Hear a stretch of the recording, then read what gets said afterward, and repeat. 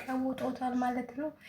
እኔ ጀግና ነኝ፣ እኔ እንዲህ ነኝ፣ ተንቀባረሬ ነው ሁለታችሁንም አጥፌ ጠቀልላችኋለሁ። እኔ ትዕግስተኛ ሆኜ ነው እንጂ እንደዚህ የምትጫወቱብኝ እያላቸው መጥቷል ማለት ነው። ዳኒ እንግዲህ ተጠንቀቅ ማለት ነው። ዳኒ ተጠንቀቅ፣ አብሪሽን አትችለው እና እንደዚህ እያለ መጥቷል ማለት ነው። አታውም እንዴ ጡንቻ እኮ እዛኛው ጋር መኩል ሆነ ካሰለው ጋር ማለት ነው። ወቅት ከሚያሰለው ጋር ያው እንግዲህ ሰሞኑን ግጥሚያው ስለሚቀጥል ማለት ነው። ግጥሚያ ስላለው ከዳኔና ከደስታ ጋር ግማሾቻችሁ ደግሞ እኔ ግን አንዳንዶቻችሁ ማለት ነው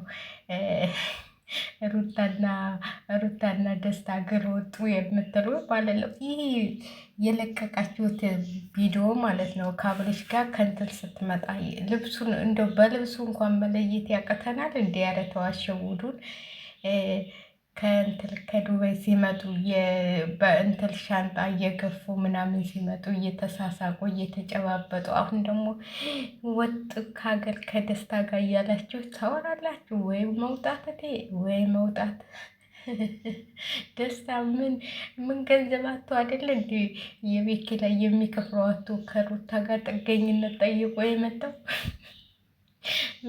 መኪናው እኮ የውሸት ነው። የውሸት እኮ ነው መኪና ቤት የሚለው እኮ። ቆይ እናንተ ያ ቤት እኮ ማለት ነው አንድ ክፍል እንኳን ጠዳ አድርጋችሁ ቤቱ አልቋል።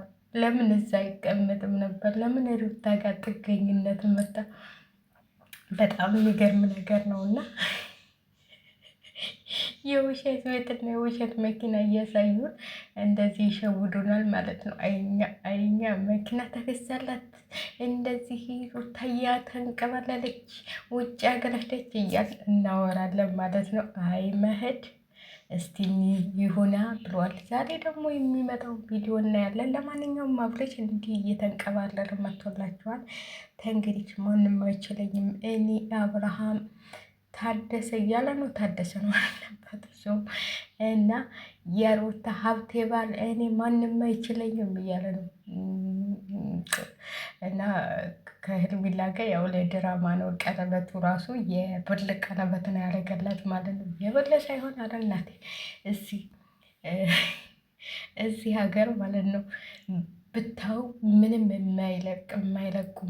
የማይለቁ ወርቅ የሚመስሉ ነገሮች ናቸው ያሉት። እና እኔ ራሱ አሁን ከመጣሁ እዚህ ቤት ተገባሁ 7 ወሬ ነው። የጆሮ ጌጥ ስታይ ማለት ነው ሴትዮዋ ልክ ሰው ሁሉ ሲያይ ወርቅ ነው የሚለው።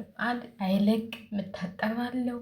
ይኸው ታረኩት 7 ወር ሞሩ፣ ግን ወርቅ ነው የሚመስለው ብታው ምንም አይለቅም። እና ፊሊፒኖች ወይኔ ስታምር ወርቅ ይችላሉ።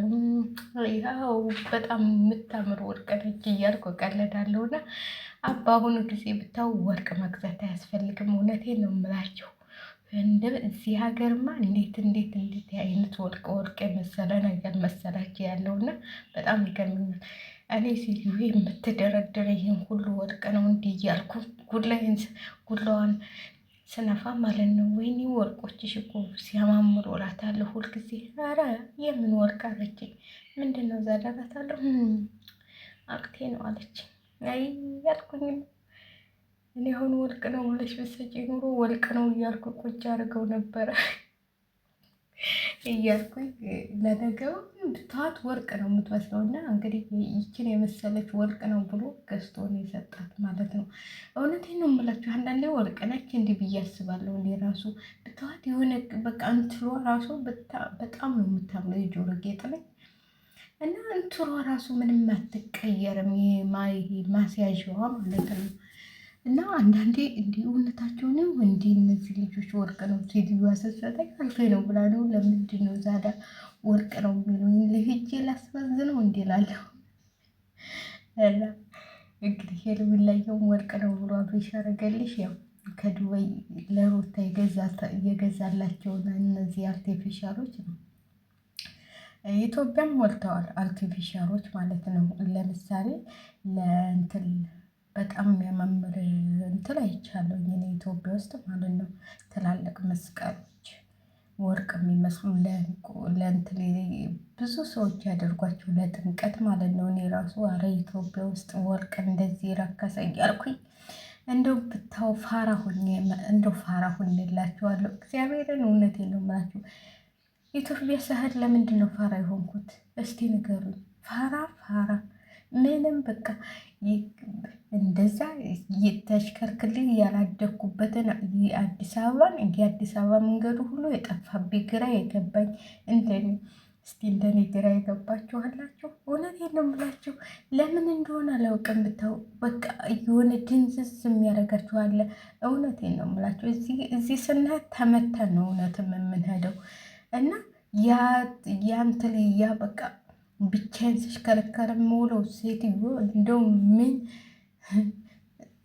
እንደው እርቦኝ እንኳን ጠምቶኝ ወይ ውሃን ለመግዛት ራሱ ሱቅ ብቻዬን አልወጣም፣ ብቻዬን አልሄድም። እውነቴን ነው የምላችሁ። እኔ ገርሞኝ ኢትዮጵያ ሄጄ በጣም ገርሞኝ የመጣሁት። ወደዚህ ስመጣም 8 ወር ስቀመጥ አንድ ቦታ ራሱ ብቻዬን ክጄ አላውቅም። ለምን እንደሆነ አላውቅም። መጀመሪያም 2 የሄድኩ ጊዜ እንደዚህ በቃ ግራ ገብቶኝ ግራ ተጋብቼ ነው የመጣሁት። እና ምንድን ነው እንደዚህ ዙሮብን የምንመጣው ላለሁ ከዛ ነው ወርቅ ነው እያልኩኝ ያረጉትን በሙሉ እንደው ለጥምቀት ብታው ወይ አረ ኢትዮጵያ ነው መኖር እያልኩ ስጎልር አረ ወርቅ እኮ አይደለም ተባልኩኝ። ምንድን ነው ዘላስል አርቴ እኮ ነው ይሄን የመሰል አርቴ ያለ እና አንዳንዴ ይዞርባችኋል። እውነቴን ነው የምላችሁ። እና ያው እንግዲህ አብርሽም ስፖርቱን እየሰራ ነው። ያው እንትን እያለ ነው ማለት ነው። ጠልጠል ማድረግላችሁ ያው እንደኔ የተቸገራችሁት አላችሁ፣ በኮሜንት አሳውቁኝ። ኢትዮጵያ ስገቡ የተቸገራችሁት አላችሁ፣ እንደኔ ፋራ የሆናችሁ ማለት ነው። እኔማ ፋራ በቃ ስልክ ይዞ ቪዲዮ እንኳን መቅረጥ ፈርቼ በቃ ምን ይሉኛል? ወይኔ ጉዴ! አገሬ መሆኑን ረስቼው ቁጭ ሂጅ ከፖሊስ ጋር መላተም መንገድ ላይ ብታው። እውነቴን ነው የምላችሁ። እንደው ፋራ ሁኔ ቁጭ በቃ መንገድ ላይ ስሄድ ምን ይሉኛል ማለት ነው። እኔ እኮ ሰው አልፈራም ነበረ እና ፈሪ ሁኔላችሁ ቁጭ ፋራም ፈሪም። ኧረ ከፋራም ፈሪ ሆንኩላችሁ ብታው። ምንም በቃ ሂጅ መላተም ግንዱን ጋር የፍርሃት አምቦል ነው ምንድን ነው ቦልም እንደ አንድ ቀንማ ትቡ ሳርገባ እንኳን መጣሁ በሰላም። ፋራ ሁኔ ፋራ ቢያሳ ሂጅ 4 ኪሎ የት እንደሆነ ይጠፋብኛል። 4 ኪሎ ሂጅ ቢያሳ የት እንደሆነ ይጠፋብኛል። እንዲሁ ምን ልሆን ብላችሁ ነው? ለነገሩ በእኔ አትፍረዱብኝ፣ ተካሂዷል። ስለዚህ ያ ወደ ኢትዮጵያ ስከዱ ጥንቃቄ እንድታደርጉ ማለት ነው። እንዳትፈሩ፣ ኮስታር ወራችሁ በቃ እንትን በሉ ማለት። እኔ አሁን ድንግርግርነቴ እንደው ስደተኛ መሆኔን ያስታውቃል መሰለኝ። ያው አንዳንዴ ያው ግራ ሲገባችሁ እውነቴን ነው ብላችሁ ስንት ቀን ነው መሰላችሁ መንገድ ላይ ከሰው ግና ከንተል ጋር መጋጨው ስደናበር ማለት ነው ፈልጌ። ስለዚህ ፈሪም ሁኔ ነበረ ማለት ነው። ግን ትንሽ እየቆየሁ ስመጣ ደግሞ ለመድኩት ሀገሬን ማለት ነው። ለመድኩትና መዞር ጀመርኩኝ። አንዳንዴ ቤተክርስቲያን ምናምን ብቻዬን ምን ስል በቃ ተረጋጋሁ። አብሶ